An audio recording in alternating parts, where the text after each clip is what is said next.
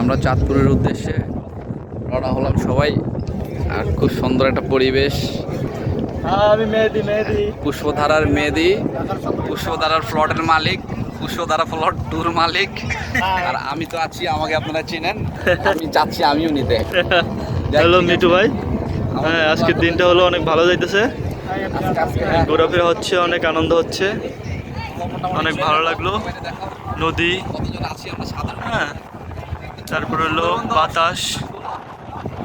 আমরা হলো বাংলাদেশের সবচেয়ে বড় লঞ্চে আছি, যেটা হলো 5 স্টার মানের সুন্দরবন 16।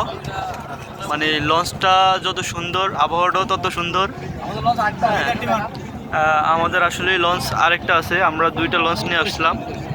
এই যে আমাদের আরেকটা লঞ্চ, এটা হলো সুন্দরবন 14।